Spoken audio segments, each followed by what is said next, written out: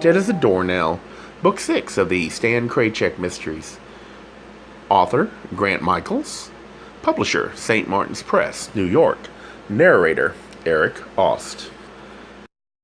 Chapter 29. Next morning, bright and early, I'm at the Suffolk County Courthouse in the office of the Registry of Deeds. The place is as busy as snips salons, but without the personalized attention. There's a big counter, but no one is sitting behind it. As I look around for anyone to help me, I realize the rules of the road are going to be pretty basic in this place. Here are public records. You are the public. Help yourself. Finally, a door squeaks open behind the counter and a male clerk appears. He's a big guy with a droopy gray mustache that reminds me of a contented old bull walrus. He looks like he was designed and built to be most comfortable behind a bureaucrat's desk. I tell him I want to do a title search on a piece of property. Suffolk County, he says gruffly. A nod. He says, well, you're in the right place. Where do I start? What year did the property last change hands? This year, I say. The clerk jerks his thumb toward one of the long walls filled with volumes of ledgers. What? I say. Over there, he says. Everything for this year is over there. I go to where he points me. There's a long shelf of books with this year's date on them. I find the volume that should contain the actual day on which I acquired my dubious manor house, and I pull it down. It's a big book, really big, like 1.5 feet wide and 2.5 feet high. Though it's not very old, it's been handled by countless grubby hands, so the pages feel kind of oily, like an over-circulated library book. Sure enough, on the very date the old house at 101 Wiltham Street became mine, there's a handwritten entry with my name. I am part of the official annals of the Boston landed gentry. Along with some other pertinent information is a line that refers to another ledger, containing information about the previous title owner, who acquired it in 1935. There's also an odd mark in the margin, as though someone tried to wipe the point of a pen there. Still, this is the kind of clean snooping I can handle, so off I go to find that book. I locate it, and this volume smells like some hapless artifact exhumed from a dark, damp crypt. I open it to the page number indicated in the previous ledger. The name of the previous owner is one Devin Michael Carney. Looks like Devin did all right, too. According to the records, he acquired the building for what looks like the equivalent of singing an Irish love song. There's also another one of those old inky marks. This one's a bit faded, next to the last line of information, which refers me to yet another volume, dated in 1900. For that one, I have to go to a far corner of the floor. The ledgers there are almost crumbly from overuse, and the odor rising from the pages is redolent of the primordial cellar floor. But when I locate the record for my property, I'm not quite ready for what I see. The original owner of my property, the builder of it, in fact, was one Angelo Domenico Gardenia. The name gives me a little chill, like I'm trapped in some melodramatic thriller, and there's another one of those strange inky marks alongside the information.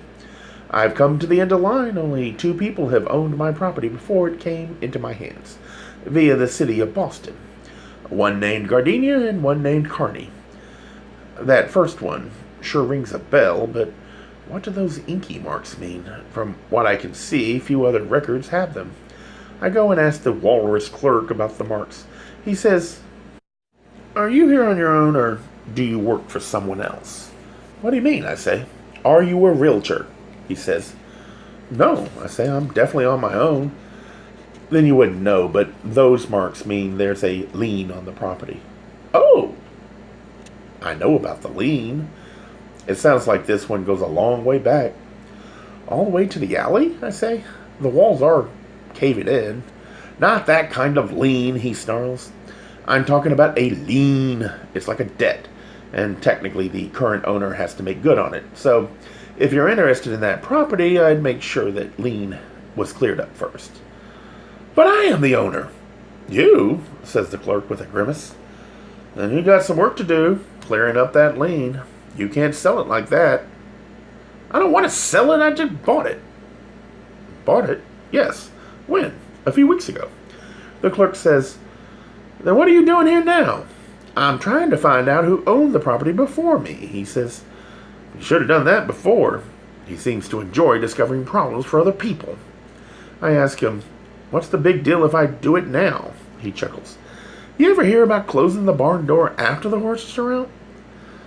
"But I own the place, so what does it matter?" His smile indicates big trouble for me. "You're in arrears." "Hey, don't get personal." "You're responsible for that unpaid debt." "But I just got the place." "It doesn't matter," he says. "That lien is attached to the property." "Who did this?" I say. "Who is responsible?" He grins contentedly. "The answer to question 1 is the previous owner or owners. The answer to question 2 is you." "They didn't tell me about this at the auction." He says, "You got this at auction?" "Kind of." "No wonder," he says. "No wonder what?" "Didn't you know?" "Know what?" I say, "Why am I always the last to know?" "Auctioned property is sold as is." He seems very happy about something. "No kidding," I say. "The place is a dump." "There, I've said it. I've admitted the truth. I am finally free of delusion. I have bought a dump with a lien." The clerk says, "When you buy something at auction, you get everything, including any prior liens on the property.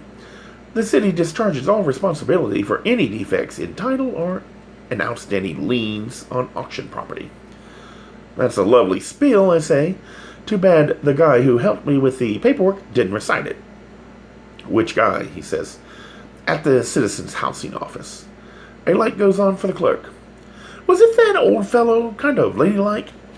"He had good manners, if that's what you mean." "Nesbit," says the clerk.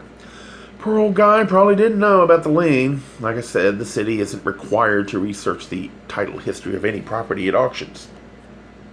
"So what exactly did I buy?" The clerk tells me happily, "Looks like you bought yourself a problem. Not to mention a murder site. Here I thought I'd acquired my own mini Manderley, and instead I find myself holding the deed to Bleak House." I ask, "Can I get my money back?" "Can you get a turnip to plead?" "But this is misrepresentation." "Did you read your contract?" says the clerk. "Auction sales are final." "What happens now?" "You pay the lien or you forfeit the property." "To whom?" "To the holder of the lien," he says. "Who is that? How much is it for?" "You'll have to go to City Hall for that." He's still smiling. I guess I made his day.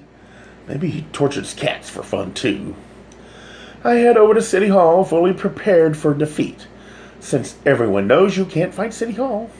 On my way, I think about how many times the same piece of property can change hands. They call it real estate, but who really owns it? A bank, usually, and even if you pay it off, fat chance. Don't fall behind in your taxes because your real estate, the very security that you or maybe even your ancestors acquired and paid for, can be reclaimed with amazing bureaucratic ease, be it by seizure or foreclosure, and then someone else can own it again. At City Hall, I explained my predicament to a female clerk with penciled eyebrows. She says nothing but hands me a form to fill out, which I do. She takes the filled-in form and makes a sour face. Maybe she doesn't like my handwriting. She does a bit of looking up on a computer, then she says to me, "Are you the owner?" "Yes," I say. "Why?" "Someone else was in here with a request on the same property. They said they were buying it. Are you sure you're the owner?" "Only me," I say. "You know anyone named Tamantha Shagnassi?" I falter. No," I say. "So Myron Kratz has been looking up my property." "But why him? Isn't Selina Hightower the local girl with the feudal pretensions? Did Selina maybe get Myron to do her a favor?" I asked the clerk, "What did this Tamantha person look like?" "I don't recall that." "Was it a woman?" The clerk twitches her penciled eyebrows. "With a name like Tamantha? It's obvious, isn't it?" "Not in my crowd, doll." She does not appreciate the endearing moniker. Maybe I say it too much, the same way Myron doll faces me. The clerk says, "Do you have any idea how many people come in here every day? And this was a few weeks ago. I just happened to notice it on my computer that someone was verifying a lien on the same property. But there is a light at the end of this particular tunnel. It turns out the original lien was held by a long-defunct citizen-owned credit union that went under in the mid-1930s, but not before foreclosing on Angelo Domenico Gardenia, a hapless victim of the Great Depression. The second lien was held by a savings and loan association that crash-landed in the high-flying 1980s. But first they foreclosed on Devin Michael Carney when he defaulted on his home equity loan, the very loan that put in the new foundation of my property. After ruining Devin, the S&L went bye-bye too. Out of all this financial debris comes the relative happy fact that I don't owe anyone anything on the property, except for my mortgage to the bank. The city got paid and I got what I got. It may be a pile of rubble, but it's my pile for now. At least the foray into the blemished past of my humble abode has uncovered two interesting facts. First, the gardenias of local fame would seem to have an interest in my place. And second, so does Myron Kratz or Selena Hightower, or whoever was impersonating Tamantha Shignesi. But am I anywhere closer to that simple answer I'm looking for? A simple answer in the wrong place. Maybe the place I'm looking isn't wrong enough. Gay Mysteries audiobooks. I think it is easy to hate a label, but a face humanizes the word.